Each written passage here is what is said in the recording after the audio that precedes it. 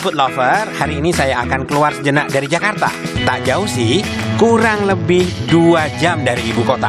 Saya ajak food lover berburu sate lezat yang tak biasa yang berada di kota Serang dan kota Cilegon, Provinsi Banten. Seperti apa? Ini dia.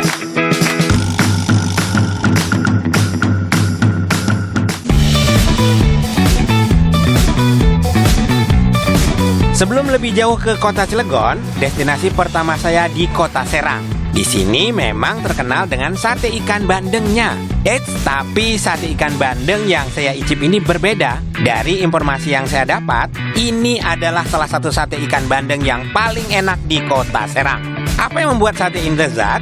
Saya akan menemui Pak Didin, generasi kedua sate bandeng Ibu Amenah. Kebetulan pagi ini Pak Didin dan keluarga sedang memproduksi sate bandengnya.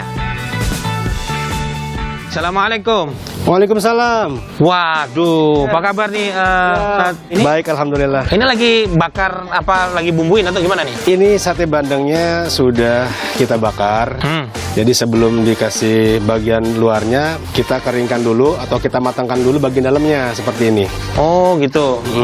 Tapi di bagian luar tadi dibungkus adonan lagi ya? Betul, seperti ini. Tapi tetap adonan ikan kan ini? Adonan ikan, jadi si dagingnya itu sudah kita campur dengan bumbu-bumbu, rempah-rempah dan lain sebagainya. Baru setelah kita olah, kita balurkan juga di bagian luarnya seperti itu. Oh, mantep banget ya. Kalau di depan kan tulisannya siapa? Aminah ya? Ibu Amenah. Bu Amenah itu udah dari tahun berapa nih Bang? Kita mulai usaha ini dari tahun 2013 kurang lebih. Sebelumnya kita paling untuk tetangga-tetangga, kita kalau ada pesanan juga ini untuk lokal doang gitu. Tapi ngomong-ngomong ini si bandengnya ini ada pilihan khusus nggak? Enggak, kita kriterianya dari bobot si bandengnya sendiri. Oh. Jadi kita itu standarnya tuh 1 kilo yang mentahnya kayak gini 4 ekor.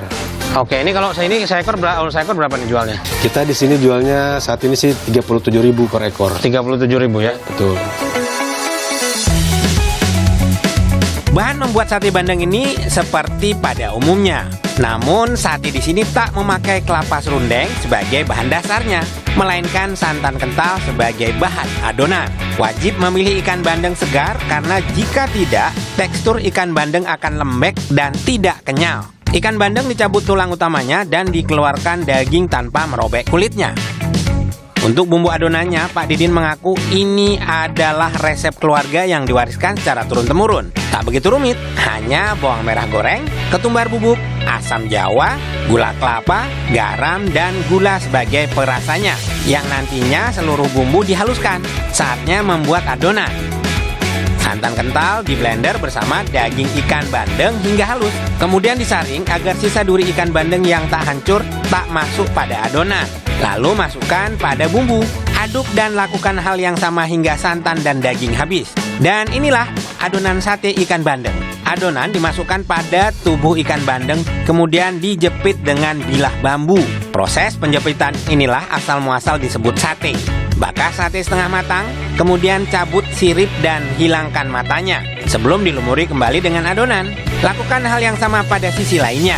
Wah, sate bandeng matang dan siap dicicipi. Nah, betul, sekarang dia ada di Desa Dalung di Kota Serang ya. Kita mau nyobain salah satu, kalau di Serang Banten itu kan terkenal dengan sate bandengnya, tapi ini beda daripada umumnya. Bro udah beberapa kali kemari, tapi sepertinya baru menemukan sesuatu yang beda yang ada di sini. Kita cobain ya. Bismillahirrahmanirrahim.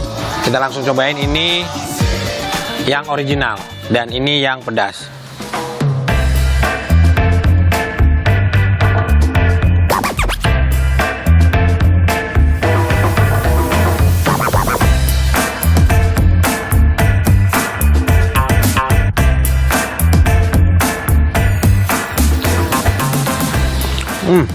Ini cakep banget ya, Masya Allah. Jadi dia ada manisnya. Biasa kalau bener nyobain yang sate bandeng tuh kita akan sedikit ribet dengan tulangnya. Ini sama sekali nggak ada tulangnya. Jadi gurih banget, ada manis-manisnya sedikit karena pakai gula merah.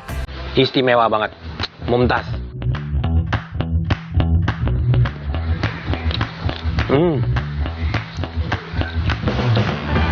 Food lover, ini wajib kalau ke Serang kalian harus kemari. Ini enak banget, parah. Jadi saking lembutnya, kita ngerasa kayak makan telur gitu loh. Coba bayangin, makan telur, lembut banget coba. Daripada kita lagi makan ikan ini. Sate bandeng. Kita sambelin ya, ini dia.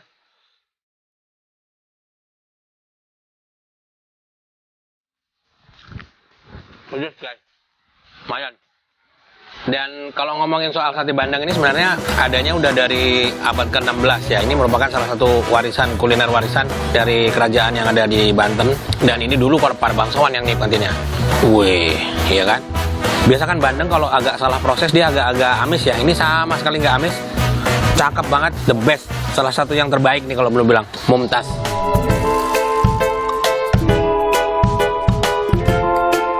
Dikenal sebagai salah satu makanan yang baik untuk kesehatan tubuh dan otak, makan sate bandeng ini bisa jadi pilihan karena kita dimudahkan tanpa berpikir tulang ikannya saat menikmatinya. Oke, sekarang kita bergeser ke yang pedas. Jadi ada dua versi original dan pedas. Ini dia, ada kliknya di sini. Oke, kita buka. Wow, jadi warnanya memang agak sedikit lebih merah yang pedasnya.